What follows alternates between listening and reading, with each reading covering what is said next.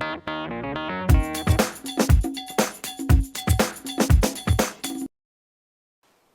I'm with Ady. Ady, 5 games to go, 2 points behind Cheltenham, massively all to play for.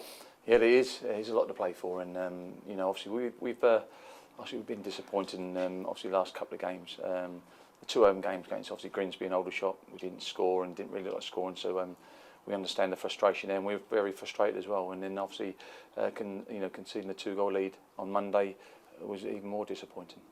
You weren't happy on Monday, but I guess by Monday night it was tempered a little bit by Wrexham beating Cheltenham. Yeah, I'll be honest with you, I was, emotions that you go through is phenomenal. Obviously very down on Monday, and then to be fair, I turned my phone off. I was at down, to be fair, but to be fair, I went out with the family and had a meal because it was my birthday the day before. So and then obviously put the phone on Tuesday, and there were, obviously loads of messages coming through that Cheltenham loss. So but then again, I'll look at it, and then I think that it was still 2 points dropped from us, being professional-wise. But obviously it's a big bonus that they lost. But we've got 3 at the next 4 games. We've got 3 at home, so they're massive games for us. And we're doing a lot at the club where we need a bit, better atmosphere there. I know the fans will say, well, we need something to shout about, but we do need them. And all season the players have given something to shout about, so we need something back from the fans now. I know there's only 5 games to go, but it's still quite a long way to go, and there's still going to be some twists and turns. Yeah, there is. There's a lot of twists and turns, and like I say, and it starts on Saturday. That Wrexham had a fantastic result against Cheltenham and fully deserved it. But we've got hundreds of balloons coming along, and we've got a band there. We've got these clappers are going to be there as well.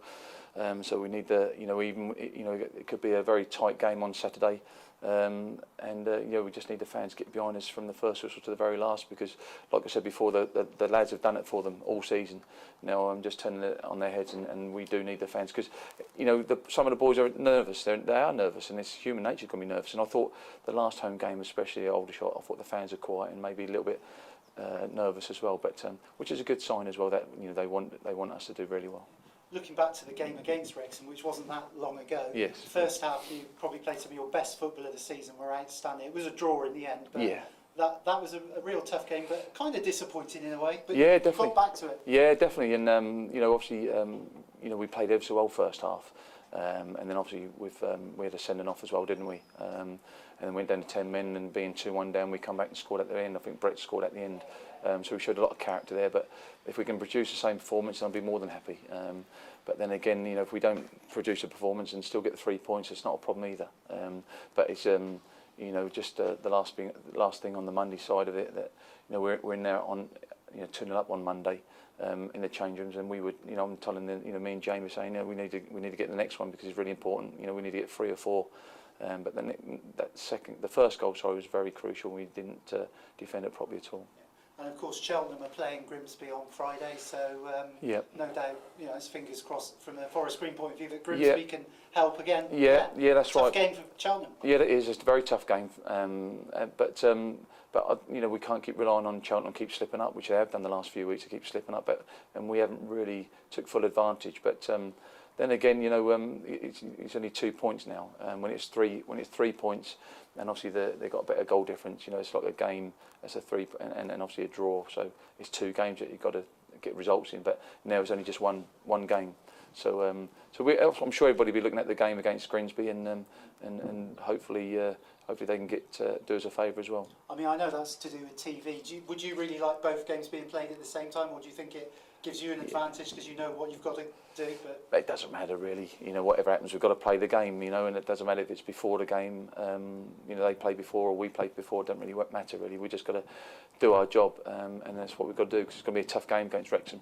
They'll bring a lot of fans down. It's a good club, good fans, good team they got, and good management. So it'd be a very tough game, but we're really looking forward to it, because we've only lost once this year, against Grimsby, but we've got to make these. We've got to make these 3 points count really from now to the end of the season. So it's a case really you want everyone to be sort of totally focused and positive. Fans, players, everybody. Oh, everybody. I know the players will. I know. I'll make sure the players will, and they're very hungry. We had a great session today. They've come in. There's no moping around. They've had a couple of days off. They've come in. The training's been fantastic. They've been really top draw. They have, and they've been on their front foot. A good high tempo in training, and that game's on. We've got to move on to Wrexham, and that's what we've got to do. But we do need need the fans to turn up. You know, we're doing everything behind the scenes, like I say, with the balloons and the clappers and the band and everything else. So we've got to make it a carnival atmosphere. Even if it is going a bit dull, we need them supporters behind us. You tweaked the formation at Bromley. Marcus Kelly played in the hole, Curtis played up front. How pleased were you with that, how that worked? Yeah, great. You know, they've both done really well.